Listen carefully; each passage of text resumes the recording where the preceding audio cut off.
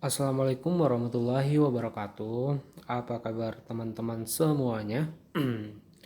Semoga dalam keadaan baik ya. Nah, hari ini sudah masuk lagi ke semester genap ya, dimana di semester genap ini kalian sudah mendapatkan mata kuliah baru lagi, di mana mata kuliah ini yang harus kalian pelajari di semester ini.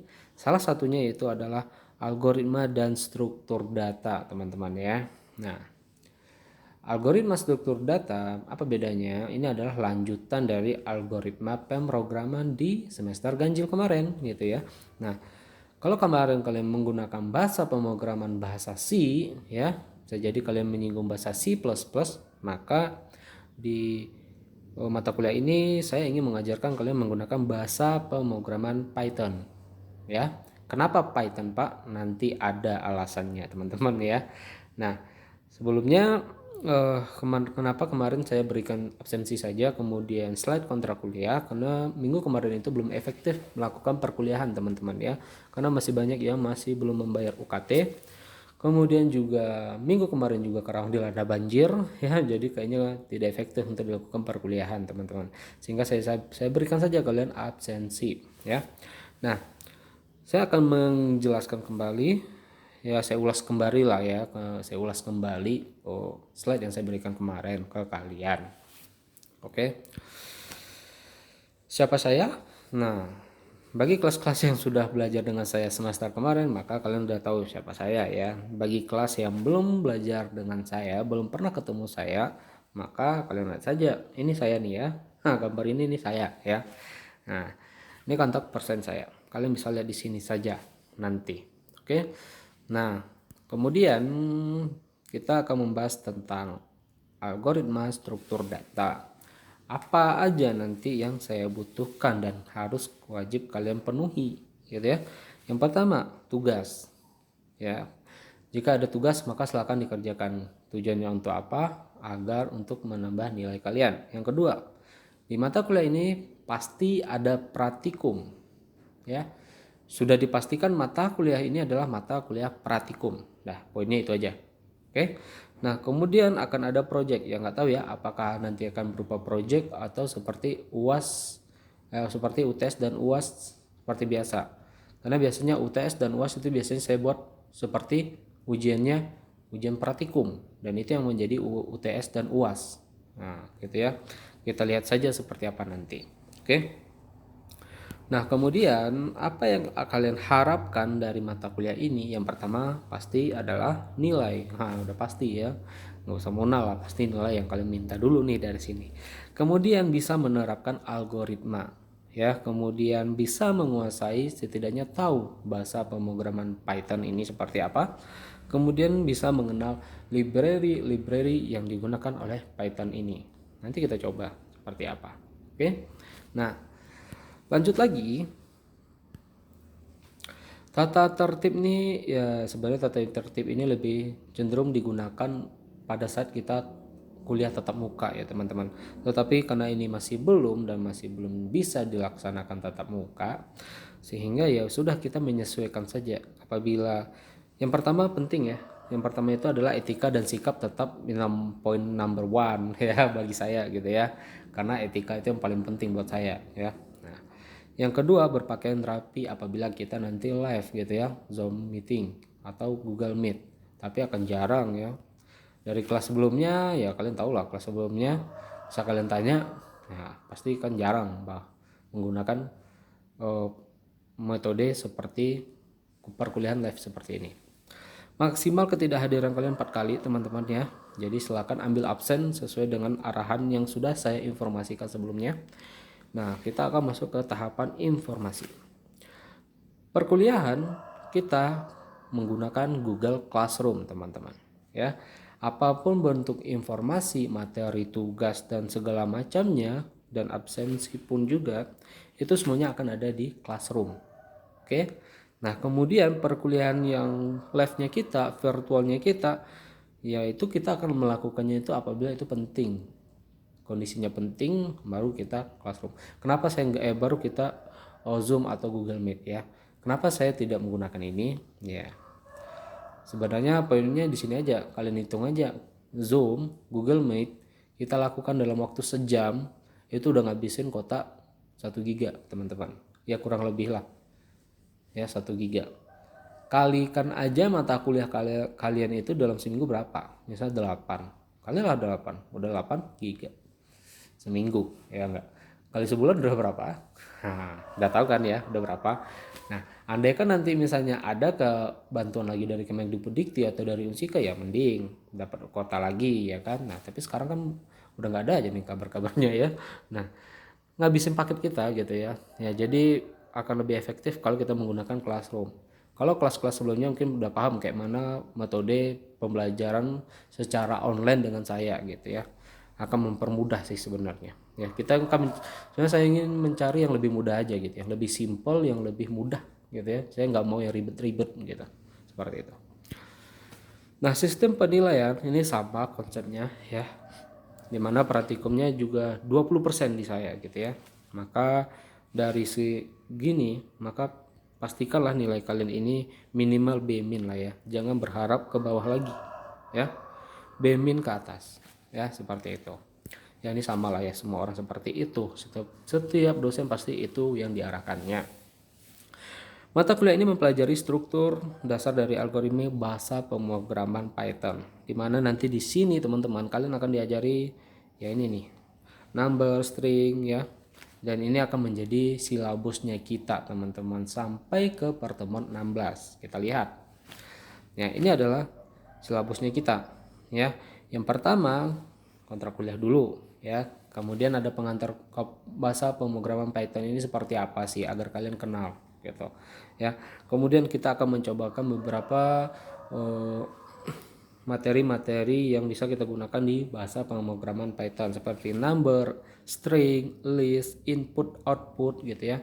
Kembali lagi bahwa di bahasa C kita pernah belajar fungsi percabangan dan fungsi perulangan ya, dan juga kita pernah belajar yang awal-awal tuh kita pernah belajar apa itu variabel, apa itu tipe data ya enggak.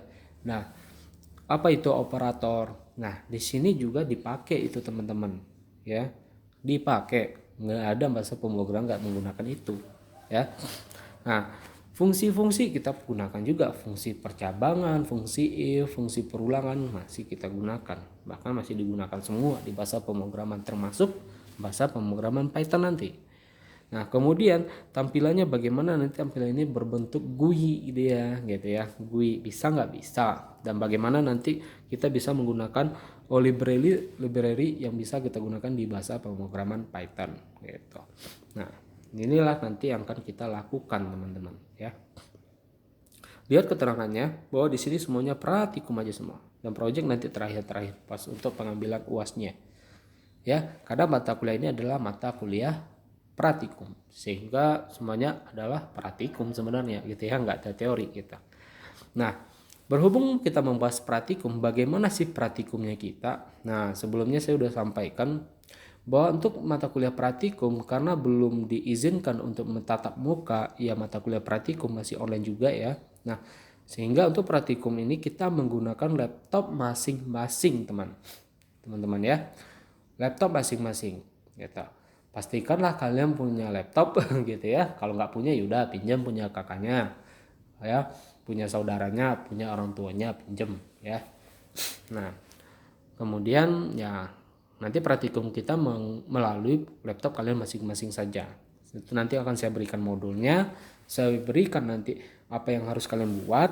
Nah, kalian buatkanlah jalan nanti di laptop kalian gitu. Seperti itu nanti sistem praktikumnya gitu ya teman-teman ya. Apa yang perlu kalian persiapkan untuk mata kuliah ini dengan bahasa pemrograman Python ya? Yang pertama untuk praktikum, yang penting kalian udah punya laptop masing-masing karena kuliah kita masih online ya kan. Kemudian dari laptop kalian silahkan diinstalkan nanti bahasa pemrograman Pythonnya ya. Silahkan di-download nanti di link yang sudah saya berikan ini ya. Di situ nanti akan ada versinya teman-teman. Ada versi 3, ada versi 2. Yang versi 3 ini pun juga banyak nanti ya kan. Ada versi yang terbaru 392 gitu ya. Ada yang ke bawah lagi versi 380, 372, 365, 360, 355 itu boleh dipakai. Terserah mau versi dari 3 ini yang mau kalian gunakan, mau versi yang agak lawasnya atau yang terbaru nggak masalah. Ya. Kalau jangan gunakan yang versi 2 karena yang versi 2 itu struktur pengkodingannya itu agak berbeda sedikit sama yang versi 3, teman-teman. Jadi apabila yang codingan kalian itu kalian buat di versi 3, pas dijalankan kalian menggunakan Python versi 2, itu kadang agak nge-lag gitu, agak ada yang error aja gitu. Nah, seperti itu. Jadi gunakan aja yang versi 3. Nah, masalahnya yang versi 3 ini bisa digunakan yang lebih kompatibel itu di Windows 8, Windows 10 gitu. Tapi rata-rata sih kalian kayaknya Windows 10 ya. Kalau Windows 10, nah bisa kalian instalkan Python versi 3 ini dengan lancar aja. Tapi kalau kalian menggunakan Windows 7, nah itu nggak kompatibel gitu. Nah caranya agar bisa nginstal ke versi 3 itu ada beberapa caranya. Coba kalian cek aja di YouTube gitu ya, gimana caranya agar terinstall dengan baik versi 3 gitu. Ya karena kalau yang Windows 7 yang bisa diinstalkan itu cuma versi 2 doang ya, yang lancar gitu ya. Tapi ada caranya agar bisa terinstalkan. Kita butuh framework atau apa segala macam, coba lihat di YouTube gitu ya kalau menggunakan Windows 7. Tapi kalau Windows 8 sih setahu saya aman aja ya, bisa gitu ya. Nah, kalau udah terinstalkan ya udah. Karena kita nanti akan praktikumnya di sana gitu ya. Seperti itu. Aplikasi ini nggak berat teman-teman, ringan kok ya, sama seperti Notepad nanti tampilannya, jadi nggak berat-berat amat. Ya sama lah seperti bahasa Basa yang kalian pelajarin kemarin, bahkan mungkin lebih gede bahasa Basa lagi bahasa apanya, kapasitasnya gitu ya. Nah seperti itu. Silahkan diinstalkan dalam minggu ini ya teman-teman. Nah, pastikan aja dulu itu udah jalan apa belum gitu. Cari aja dulu program-program sederhana di Google gitu, terus dijalankan. Ya, bagaimana cara menjalankan? Lihat di YouTube itu udah ada banyak cara-caranya menjalankan program Python ini. Ya, nah selalu saya ingatkan di mata kuliah ini yaitu poin ini ya teman-teman. Skill, knowledge, attitude ya. Skill, pengetahuan dan etika. Ya, seberapa jauh kalian punya skill, seberapa tinggi pengetahuan kalian. Jika etika kalian tidak ada, itu sama dengan nol. Kenapa? Karena presentasi yang akan dinilai dari skill dan pengetahuan cuma 10 sampai 20% teman-teman. Tetapi kalau etika kalian ada itu langsung dinilai dan poinnya itu adalah 80 sampai 90% mempengaruhi. Itu. Jadi mata kuliah ini berpengaruh dengan hal seperti ini teman-teman. Apa tujuannya saya buatkan ini di perkuliahan? Agar kalian punya karakter yang baik gitu. Karena ini tidak hanya berguna di mata kuliah ini, berguna juga untuk diri kalian sendiri. Apalagi nanti kalian ingin cari kerja gitu. Kalau kalian ingin cari kerja otomatis ya kan, yang akan dinilai oleh HRD tempat kalian cari kerja itu adalah etikanya dulu yang akan dinilai teman-teman. Poin skill, poin pengetahuan itu mah nomor kesekian, tapi yang akan dinilai yang pertama adalah etika dulu. Banyak kok yang dapat kerja tapi kurang skillnya, kurang pengetahuannya, tapi etikanya ada, banyak yang lebih diterima kebanding kalian yang punya skill tinggi, pengetahuan kalian yang luar biasa, tetapi etika kalian gak ada, itu gak akan dipakai di dunia kerja teman-teman. Seperti itu. Tujuannya ini adalah untuk membentuk karakter kalian saja agar lebih baik lagi. Ya, banyak kok orang yang cari kerja yang dituntutnya kayak gini nih oleh HRD. Kamu bisa ini enggak? Kamu bisa ini enggak? Kamu bisa ini enggak? Jawabnya enggak. Tetapi di situ dilihat dia punya etika, punya sopan santun, punya rasa tanggung jawab, udah bisa dilihat dari situ. Yaudah, kamu saya angkat kerja di sini. Saya terima kerja di sini. Kenapa? Walaupun saya lihat kamu belum ada pengetahuan skill yang saya minta, tetapi kamu punya etika, nah kamu saya terima. Nanti untuk hal ini tolong kamu pelajari aja, nanti sembari ini berjalan. Nah gitu loh. Banyak yang seperti itu. Makanya etika ini penting bagi saya. Ya. Tujuannya juga untuk kalian teman-teman ya. Seperti itu. Itulah sekilas tentang algoritma, tulisannya masih algoritma pemrograman ya, harusnya algoritma struktur data. Ya. Jadi kita akan mempelajari bahasa pemrograman Python untuk mata kuliah ini. Kemarin bahasa C udah, nah sekarang Python. Saya kepingin Python. Sebenarnya sih bahasa pemrograman ini teman-teman yang semester kemarin itu adalah kalian diajarkan bahasa C aja. Belum C++ kan? Nah, tapi kalau yang kelas yang saya ajarkan udah mulai ke C++. Kelihatan bahwa C++ itu punya struktur, kalau bahasa C enggak. ya kan? Nah, kalau bahasa C++ dia berorientasikan objek, kalau C enggak. Nah, harusnya C++ diajarkan di mata kuliah ini, struktur data. Tetapi saya enggak, saya kepinginnya di struktur data kalian mengenal bahasa pemrograman Python. Jadi saya ngajarnya Python untuk struktur data. Oke, teman-teman, ya. Oke, jadi itulah sekilas tentang kontrak kuliah kita. Paham ya? Nah, oke. Oke, kita masuk sedikit tentang sekilas tentang bahasa pemrograman Python, teman-teman. Oke, saya ambil dulu slide-nya ya. Nah, oke, sekarang kita akan membahas sekilas tentang bahasa pemrograman Python ini, teman-teman. Ya, kenapa sih kalian harus tahu juga bahasa pemrograman Python ini dan seperti apa sih bahasa pemrograman Python ini, gitu ya? Kita lihat. Bahasa pemrograman Python adalah bahasa pemrograman interpreter language. Artinya apa, teman-teman? Yang mana program akan membaca hasil baris per baris. Oke. Berbeda dengan bahasa C, untuk menjalankan program menggunakan compiler. Ya, compiler bukan compiler ya, salah tulis nih. Compiler. Maka pada Python dia menggunakan interpreter. Ini maksudnya apa nih, Pak? Maksudnya kalau waktu kalian belajar bahasa C kemarin kalian menggunakan Borland, ya enggak? Pas perkodingan udah kalian buat dari awal, kalian deklarasikan menggunakan studio gitu ya, Chonio gitu ya, teman-teman. Nah, kemudian kalian deklarasikan variabelnya mana, tipe datanya mana, kemudian kalian buatkan inputnya, barulah proses, barulah output. Ya enggak? Kemudian kalian tutup dengan gets, ya enggak? Ya kan? Nah, barulah kalian jalankan dengan simbol seperti lambang petir gitu ya, lambang petir. Itu adalah simbol compilernya, teman-teman. Jadi itulah icon compilernya untuk menjalankan codingan kalian di bahasa C. Oke. Kalau misalnya menggunakan Python, dia menggunakan interpreter yang mana untuk menjalankan bahasa pemrograman ini dia cukup membaca baris per baris aja. Bedanya apa, Pak? Kalau misalnya di bahasa C, kalian buat codingan yang kalian buat ini harus selesai dari awal sampai akhir baru bisa dijalankan. Ya enggak? Kalau misalnya hilang salah satu, misalnya kalian bikin aja lah dulu sampai input. Kemudian proses outputnya enggak, nanti aja. Jalan enggak program kalian? Enggak akan pernah jalan malah. Nah, ini bedanya kalau bahasa C harus dibuatkan semuanya. Ya, salah dikit ya error dia. Harus selesai sampai benar-benar jalan semuanya. Gitu. Ya. Nah, jadi kalau bahasa C ini harus kalian buatkan, deklarasikan dulu apa yang dibutuhkan. Ya kan, library-nya apa-apa aja yang mau dibutuhkan di sini. Kemudian kalian buatkan variabelnya apa aja yang dikenalkan di sini. Kemudian tipenya apa aja gitu. Operator yang digunakan apa aja nanti. Kemudian buatkan inputnya. Kemudian gunakanlah nanti rumus-rumusnya, prosesnya, operator-operatornya, barulah buat output. Barulah tutup lagi dengan get. Baru dijalankan. Kan seperti itu bahasa C. Nanti kalau error bingung nyarinya di mana gitu ya. Nah, itulah bedanya bahasa C.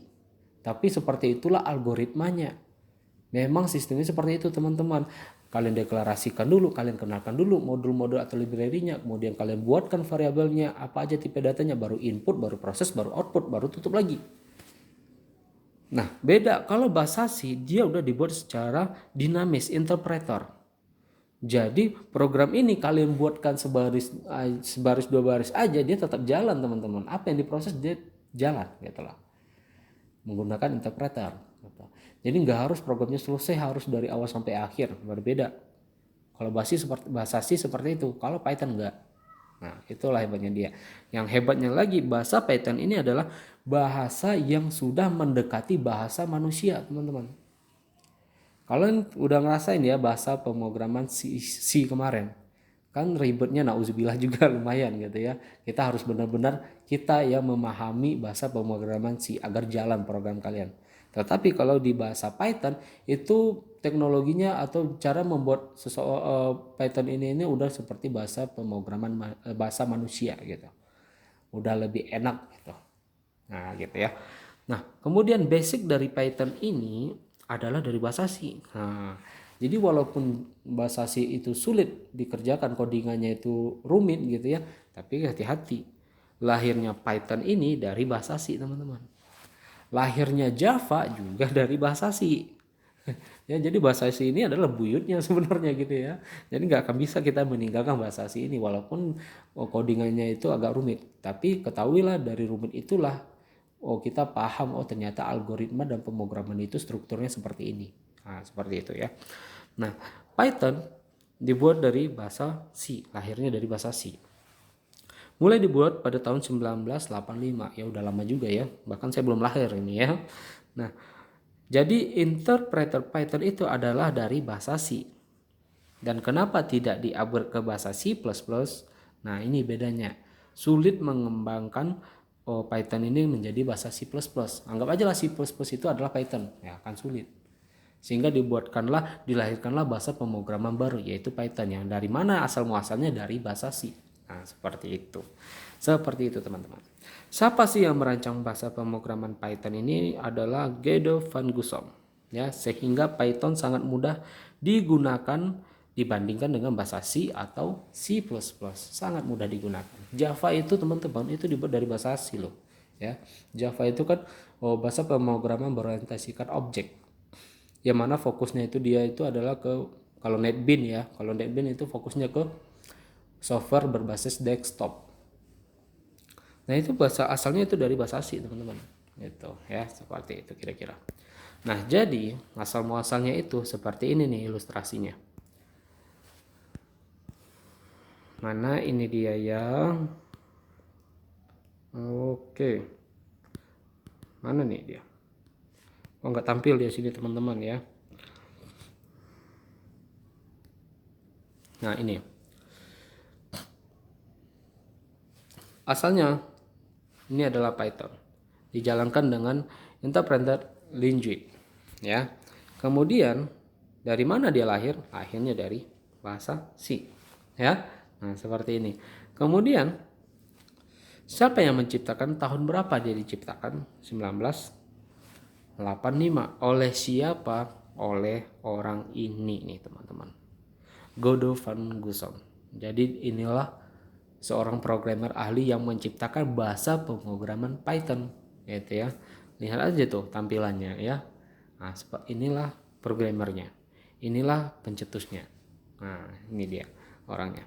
Nah, kemudian mengapa sih kita harus belajar Python? Nah, kita lihat gambar ini. Nah, perhatikan teman-teman. Most popular coding language ya, bahasa pemrograman yang paling populer di tahun berapa ini? 2016 loh teman-teman. Ya, perhatikan. Python menduduki bahasa pemrograman yang pertama loh. Ini di tingkat dunia ya, bukan Indonesia teman-teman. Dunia ya.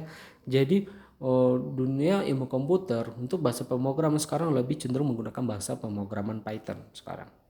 C++, C Crash ya, C Sharp ya. Nah, kemudian C ya kan, Java, kemudian PHP, Ruby. Nah, JS ini apa nih? JavaScript. Nah, lihat presentasinya. Mana yang lebih dominan digunakan di dunia sekarang? Python, teman-teman. Ini 2016 loh, apalagi sekarang yang tahun 2021. Udah pasti semuanya menggunakan frameworknya Python gitu. Nah, kelihatan dari sini. Kenapa kita harus Python? Karena di dunia sudah menggunakan Python. Nah, itu alasannya kenapa kita juga harus mencoba mengenalkan Python ini agar tahu gitu, jangan ketinggalan lagi Indonesia gitu ya. Nah, banyak dari masalahnya di kita itu komputer kita bagus, tapi kita selalu ketinggalan gitu. Ya sederhana aja teman-teman ya. Lihat aja Microsoft Office ya, lihat aja Microsoft Office. Ya, sekarang udah tahun 2001, yang terbaru Office berapa? 2019, 2000 Office 365. Nah, masih aja ada yang menggunakan Office 2007. Ya enggak? Nah, seperti itu. Sedangkan dari 2007 itu udah banyak loh yang versi terbarunya 2010, 2013, 2016, baru 2019. Ya kan Office 365. Nah, lihat tapi masih ada aja yang menggunakan yang versi lama. Gitu. Nah, itulah membuat kita ketinggalan. Nah, kita lanjut. Nah, kita lihat di sini. Python ini, nah, juga mempunyai package-nya, library-nya. Nggak salah akhirnya perusahaan-perusahaan sebesar YouTube, Google, Yahoo ya teman-teman ya, itu dia menggunakan frameworknya sekarang adalah Python teman-teman ya. Dia menggunakan Python loh dia sekarang. Dan bahkan Nokia perusahaan yang udah sekarat ya. Kenapa saya bilang sekarat? Karena memang hampir musnah dia ya semenjak datangnya smartphone. Handphone Nokia ini sudah tidak digunakan lagi sampai sekarang. Nah, ini adalah salahnya dari perusahaan Nokia.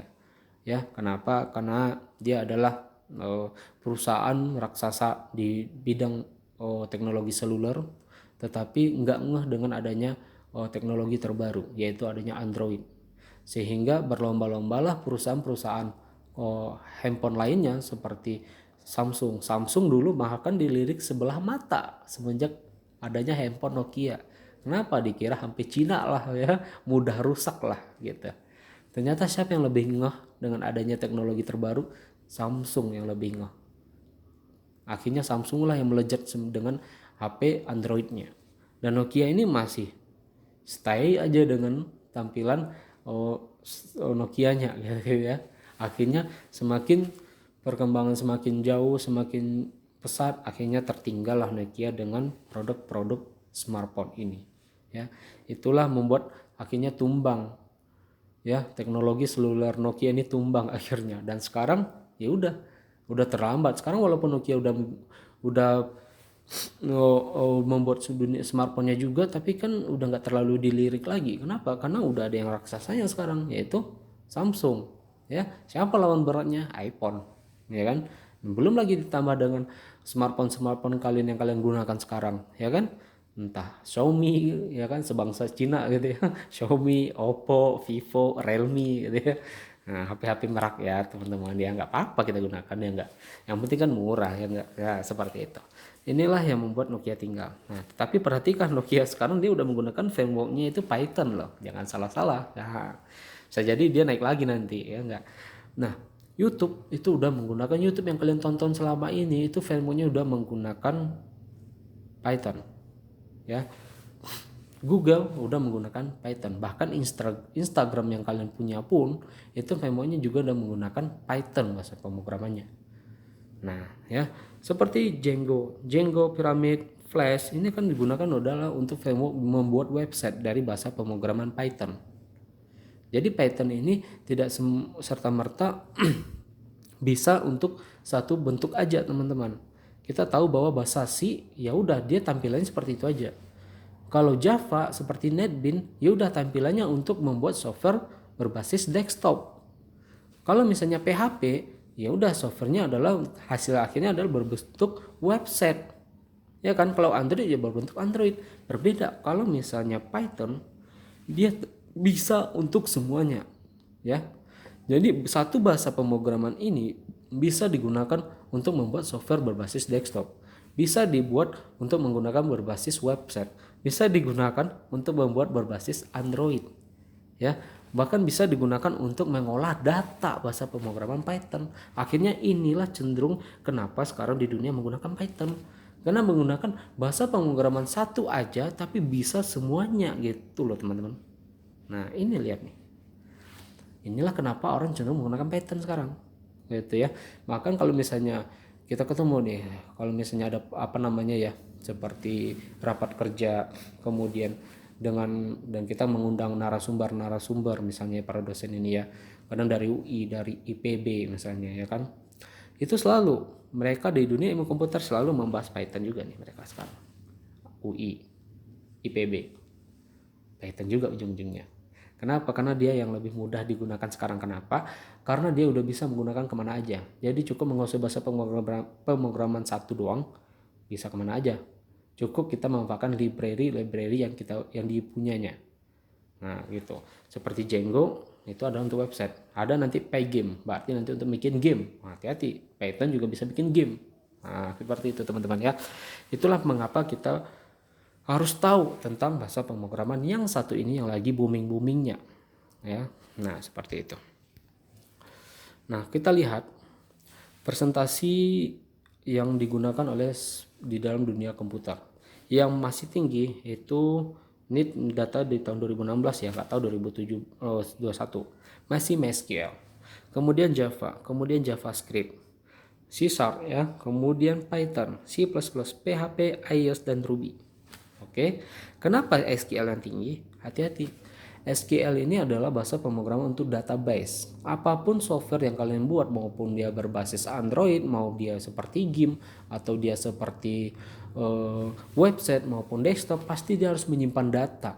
Software itu gunanya untuk menyimpan data agar bisa diolah dengan baik. Berarti butuh apa dong dia kalau menyimpan data? Butuhnya database. Maka dia SQL-nya masih pertama. Apa aja sih tools-tools dalam database ini? Banyak teman-teman. Kalau misalkan belajar paling rendah itu adalah Microsoft Access. Itu adalah untuk database. Apalagi yang paling mudah, yang sering kita pelajari nanti kalau di semasa kuliah, ada SAMPP. Ya. Apalagi contohnya yang biasanya digunakan untuk perusahaan-perusahaan besar seperti namanya adalah Oracle. Nah, seperti itu. Ya. Makanya kenapa dia masih tinggi, karena semua bentuk apapun jenis softwarenya pasti dia membutuhkan database, pasti bahasa pemrogramannya SQL database gitu. Kemudian Java. Java adalah bahasa pemrograman yang digunakan sebagai framework. Apa aja bisa. Maka Java masih digunakan ya sebagai kerangka frameworknya ini sebagai development adapternya, bukan adapternya ya, tetapi dia seperti kerangka, ibaratnya itu kalau udah ada Javanya baru bisa diinstalkan segala macamnya gitu, development kitnya gitu ya. Kemudian JavaScript. Kalau Java ini banyak ya teman-teman, ada yang Java untuk desktop ya, NetBeans misalnya pakai desktop. Kemudian NetBeans yang untuk mobile juga ada loh, yang tampilannya, ingat kalian tampilan seperti Sony Ericsson ya, HP Sony Ericsson kan. Kemudian kalau misalnya kalian buka-buka ada gamenya atau segala macam temanya, itu kan ada logo seperti kopi ya, kopi cangkir gitu ya, kan itu tampilan Java, itu adalah simbol Java teman-teman ya. Nah itu dibuat oleh Java loh, itu aplikasi-aplikasi dari Sony Ericsson itu dibuat oleh Java loh. Nah kemudian JavaScript ini apa? JavaScript ini adalah mempercantik tampilan website sekarang ini ya. Kalian pernah ngelihat website yang dulu tuh, yang kita lihat di website, kalau misalnya kalian lihat di komputer tampilannya seperti ini. Kalau kalian lihat di lewat HP, dia menyesuaikan HP ya enggak? Website responsive namanya itu ya. Nah itu menggunakan apa? JavaScript. Oke. Nah kemudian C Sharp ya, biasanya ini digunakan untuk game biasanya. Kemudian Python, barulah di sini Python ini tahun 2016. Bisa jadi sekarang dia udah peringkat yang pertama. Kemudian baru C++ ya, baru PHP ya. PHP aja udah ketinggalan di dunia teman-teman ya. Tetapi kalau di Indonesia masih yang lebih cenderung itu adalah PHP teman-teman. PHP satu, kemudian Android satu, bukan iOS ya. Android iOS ini adalah bahasa pemrograman untuk iPhone, produk Apple ya. Yang tertinggi itu adalah yang di Indonesia itu PHP dan Android, masih itu bahasa pemrograman yang masih booming di Indonesia ya. Python ini udah Pak belum kalau di Indonesia. Makanya langkah selanjutnya adalah bagaimana caranya Python ini juga bisa booming di Indonesia agar sama dengan negara-negara lain. Karena di luar sana orang sudah menggunakan Python, apa-apa Python gitu loh teman-teman ya. Nah kalau kita di Indonesia masih menggunakan PHP dan Android, masih itu gitu. Kita lanjut lagi. Nah sekarang bagaimana cara kita mendownload Python ya? Seperti website yang saya udah berikan tadi ya, info yang saya berikan tadi, websitenya udah saya berikan linknya, nanti tampilan seperti ini. Silahkan kalian download aja nanti di sini, kemudian kalian instalkan. Cari sesuaikan dengan versinya teman-teman ya.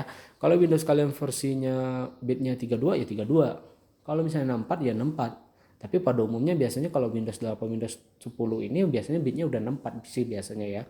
Nah ambil yang versi 64. Karena kalau 32 nanti error, dia nggak mau gitu ya. Nah pastikan udah terinstall dengan baik Python kalian itu teman-teman ya. Jadi itulah sekilas kenapa kalian harus belajar Python gitu. Kenapa kalian harus mengenal Python. Itulah salah satunya alasan kenapa kalian harus belajar Python. Karena di dunia sudah menggunakan Python. Yang lagi booming-booming dan naik daunnya itu adalah Python. Ya, jadi tujuannya adalah agar jangan sampai ketinggalan teman-teman. Itu aja poinnya. Nah ini adalah ini adalah contoh kerangkanya ya. Coba ini nggak perlu diinstalkan ya. Tapi lihat Java SE, berarti dia menggunakan produk Java. Untuk menginstalkan apa? Untuk menginstalkan ini. Misalnya kalian ingin menggunakan kan tampilan dari Python kalian itu kan nanti tampilannya seperti ini nih teman-teman. Kalau udah kalian install kan tampilannya seperti ini loh. Kan seperti Notepad ini, ya enggak? Seperti Notepad loh ini. Nah, tapi kalau misalnya kalian tambahkan fasilitasnya, kalian tambahkan nih, kalian install ini nih. Mana ini tadi? Nah, ini JetBrains ya kan. Tapi untuk menginstalkan JetBrains kalian harus menginstalkan dulu kerangkanya tadi, tempatnya tadi yaitu Java SE ini development ya kan. Nah, ini install barulah tampilannya itu nanti tampilan seperti ini. Kalau dasarnya tampilan Python kalian nanti setelah kalian install akan seperti ini nih tampilannya. Oke, nah coba kalian nanti buatkan aja nih nanti seperti ini tampilannya, kalian buatkan seperti ini, jalan ke dia nanti. Nanti tampilannya langsung di bawah, kalian ketik sana langsung tampil. Ya, nah inilah bedanya dia teman-teman.